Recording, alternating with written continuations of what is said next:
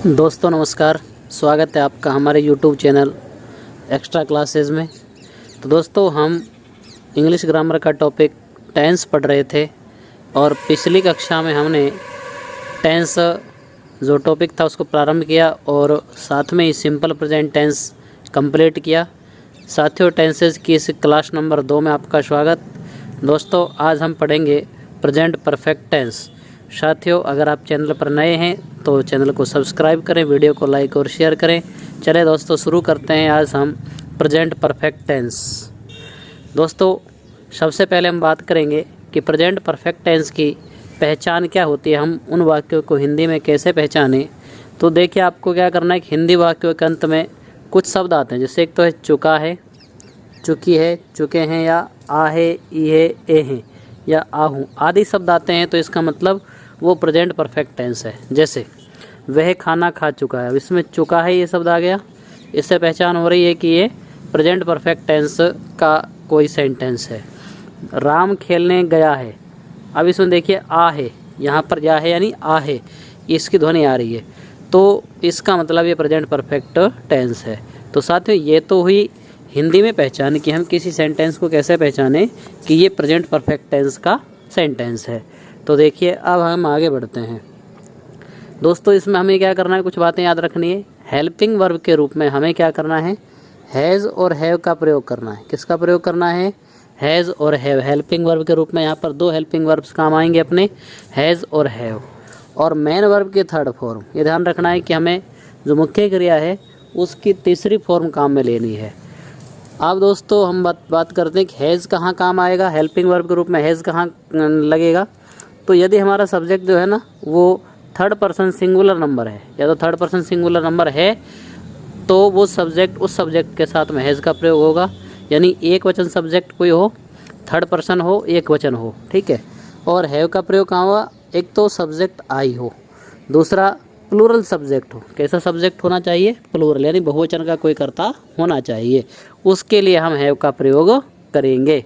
अर्थात तो हैज़ का प्रयोग तो थर्ड पर्सन सिंगुलर सब्जेक्ट के लिए, और हैव का प्रयोग आई प्लस प्लूरल सब्जेक्ट कोई भी आता है तो उसके लिए हम हैव का प्रयोग करेंगे। आगे बढ़ते हैं साथियों। सबसे पहले हमें वही प्रत्येक टेंस के 4 सेंटेंस पढ़ने हैं। Affirmative sentence, negative sentence, interrogative sentence और नेगेटिव इंटरोगेटिव सेंटेंस। तो उसी प्रकार हमें इसमें पढ़ेंगे। सबसे पहले प्रकार का जो सेंटेंस वो अफर्मेटिव सेंटेंस, यानी कि सकारात्मक वाक्य। कैसे वाक्य, सकारात्मक वाक्य हम पढ़ेंगे।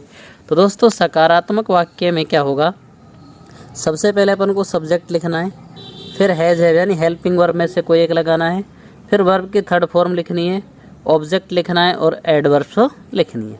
जैसे मैं कहानी पढ़ चुका हूँ, अब सबसे पहले चुका हूँ, इससे पहचान हो गई कि ये प्रेजेंट परफेक्ट टेंस का वाक्य है। तो दोस्तों इसको हम अंग्रेजी में बनाएंगे। देखो सबसे पहले सब्जेक्ट हो गया आई, हेल्पिंग और हैज़ हैव, आई के साथ में हैव का प्रयोग करना है, फिर वर्ब की थर्ड फॉर्म। अब देखो रीड की थर्ड फॉर्म रेड होती है, रीड रेड रेड, ठीक है। स्पेलिंग एक ही है लेकिन उच्चारण अलग है, read read red. A story, अब ये ऑब्जेक्ट हो गया, तो I have read a story, मैं कहानी पढ़ चुका हूँ। दूसरा उदाहरण देखिए, विद्यार्थियों ने इस काम को पूरा किया है। अब देखिए अब चुका चुकी नहीं आ रहा, आ है आ रहा है, क्या आ रहा है, आ है। तो इससे भी पता लग जाता है कि ये कौन सा टेंस है, प्रेजेंट परफेक्ट टेंस है। तो देखिए अब सबसे पहले सब्जेक्ट क्या है, विद्यार्थियों, द स्टूडेंट्स। इसके बाद हेल्पिंग वर्ब हैज़ हैव, अब प्लूरल सब्जेक्ट तो हैव का प्रयोग करेंगे। इसके बाद वर्ब की तीसरी फॉर्म फिनिश्ड, पूरा करना, फिनिश, फिनिश का मतलब थर्ड फॉर्म फिनिश्ड। ऑब्जेक्ट इस काम कहते हैं दिस वर्क।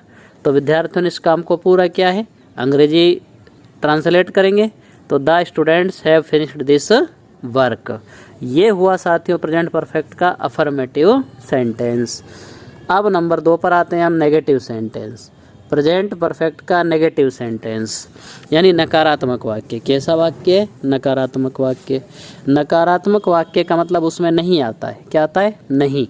जो अफर्मेटिव सेंटेंस था उसी में यदि हम नहीं का प्रयोग और जोड़ दें तो फिर वो क्या हो जाएगा, वो नेगेटिव सेंटेंस बन जाता है।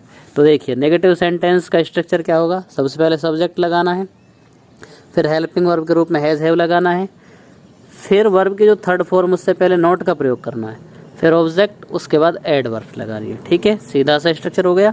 Subject, helping verb, not, verb की थर्ड फॉर्म, ऑब्जेक्ट और एडवर्ब। देखिए अध्यापक हमें यह पाठ नहीं पढ़ा चुका है। अब सब्जेक्ट क्या हो गया? अध्यापक, तो the teacher. Helping verb has have, अब वो सब्जेक्ट एक वचन है इसलिए हैज़ हैव में किसका प्रयोग करेंगे? हैज़ का प्रयोग। इसके बाद नहीं पढ़ाना, नॉट, वर्ब की थर्ड फॉर्म, टीच, टॉट। इसके बाद हमें अस, और इस पार्ट को, यह पार्ट, दिस लेसन। अब देखिए साथियों, इसमें दो ऑब्जेक्ट हैं, तो बहुत सारे ऐसे सेंटेंस होते हैं जिनमें डबल ऑब्जेक्ट होता है। अब डबल ऑब्जेक्ट आपको मैंने ये बनाया, लेकिन इसको हम दूसरे दो प्रकार से बना सकते हैं, वो हम आपको किसी अन्य वीडियो में पूरी डिटेल के साथ बताएंगे। तो देखिए, वह भोजन नहीं पका चुकी है, चुकी है आ गया पीछे, देखो वह का सब्जेक्ट हो गया सी। अब सी के साथ में हैज़ का प्रयोग करना है क्योंकि ये थर्ड पर्सन सिंगुलर नंबर है। इसके बाद नॉट लगाना है, फिर पकाना, कुक्ड, तीसरी फॉर्म। इसके बाद ऑब्जेक्टिव फूड यानी भोजन, सी हैज़ नॉट कुक्ड फूड। तो ये हो गया इसका उदाहरण। तो ये नेगेटिव सेंटेंस है। कौन सा सेंटेंस है? नेगेटिव सेंटेंस है। ठीक है, इसके बाद अब हम आगे बढ़ते हैं। अब पढ़ते हैं इंटेरोगेटिव सेंटेंस। तीसरे प्रकार के जो सेंटेंस हैं वो है इंटेरोगेटिव सेंटेंस। इंटेरोगेटिव मीन्स प्रश्नवाचक वाक्य। कैसे वाक्य? प्रश्नवाचक वाक्य। तो देखिए, प्रश्नवाचक वाक्य हमेशा दो प्रकार से बनते हैं। मैंने आपको सिंपल प्रेजेंट में बताया कि जो प्रश्नवाचक वाक्य होते हैं वो दो प्रकार से बनते हैं। एक तो बनते हैं हेल्पिंग वर्ब से, दूसरे बनते हैं WH वर्ड से। तो सबसे पहले हम पढ़ेंगे हेल्पिंग वर्ब से प्रश्न को बनाना, कि हेल्पिंग वर्ब से किस प्रकार से प्रश्न बनाया जाएगा। देखो हेल्पिंग वर्ब क्या है अपने पास? हैज़ और हैव। उसके बाद हम लगाएंगे सब्जेक्ट, फिर वर्ब की थर्ड फॉर्म, ऑब्जेक्ट और एडवर्ब, पीछे क्वेश्चन मार्क लगा देंगे। ठीक है, प्रश्नवाचक चिन्ह लगाएंगे। उदाहरण के लिए जैसे, क्या वह खाना खा चुका है? अब मैंने आपको पिछली बार बताया, पिछली कक्षा में भी, कि हेल्पिंग वर्ब से कौन सा सेंटेंस शुरू होता है, कौन सा प्रश्न शुरू होता है? जिसके हिंदी वाक्य में क्या शब्द शुरू में आ जाता है। क्या आना चाहिए शुरू में? क्या आना चाहिए। अगर क्या शुरू में आता है या लास्ट में भी कई बार दे देते हैं, तो हम फिर उस सेंटेंस को हेल्पिंग वर्ब से शुरू करते हैं। तो देखिए, क्या वह खाना खा चुका है?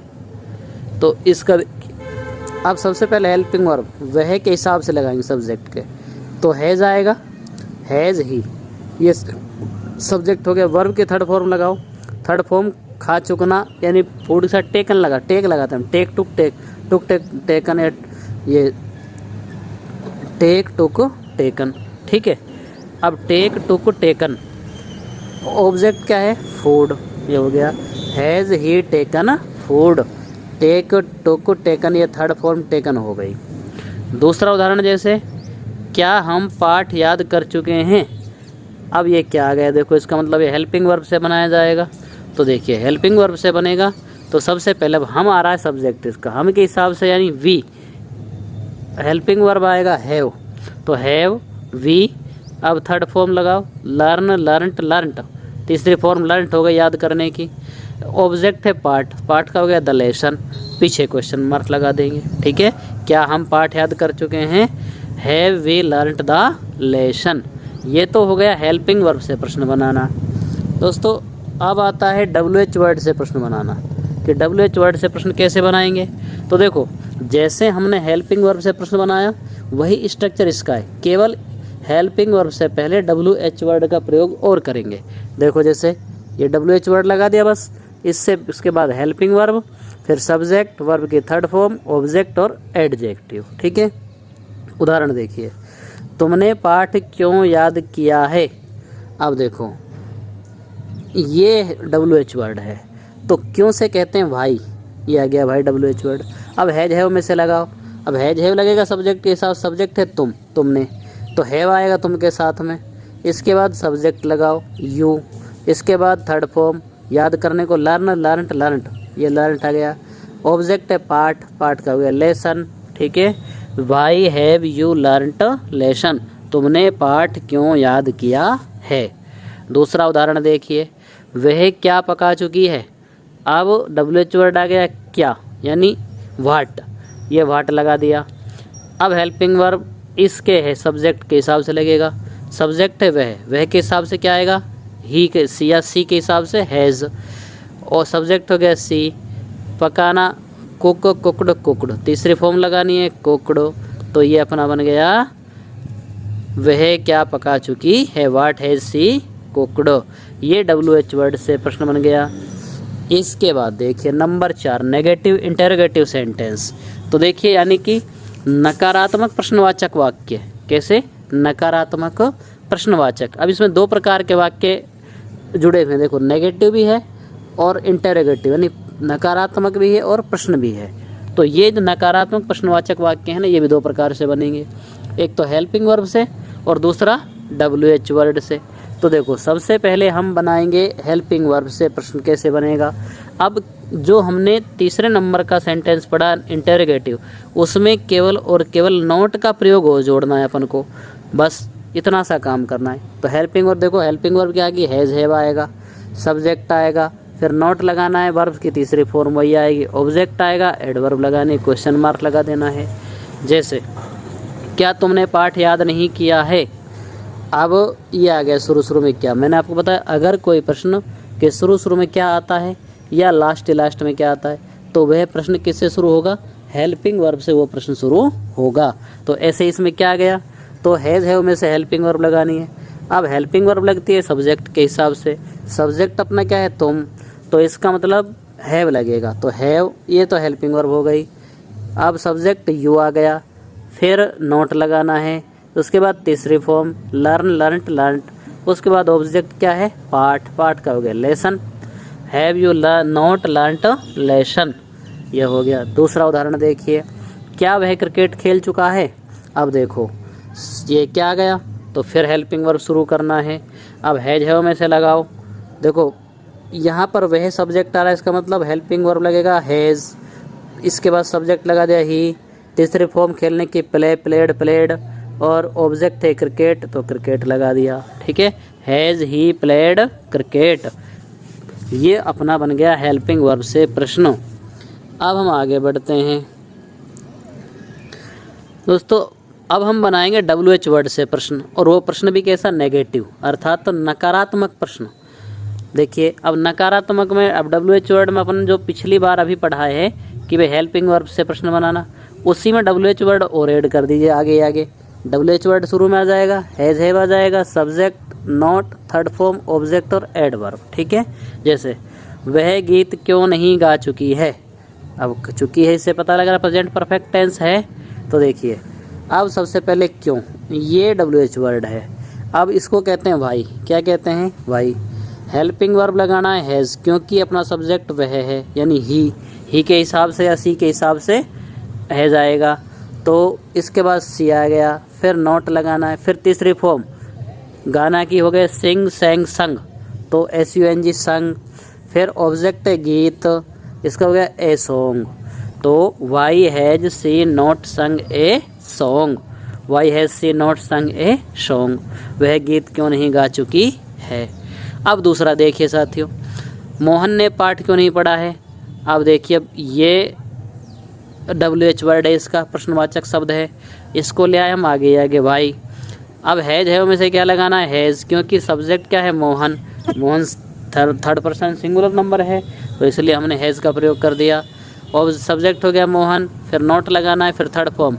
अब रीड पढ़ने की तीसरी फॉर्म रीड रेड रेड, ये रीड आ गया, इसके बाद ऑब्जेक्ट पाठ, पाठ का हो गया a lesson, why has Mohan not read a lesson, Mohan ने पाठ क्यों नहीं पढ़ा है।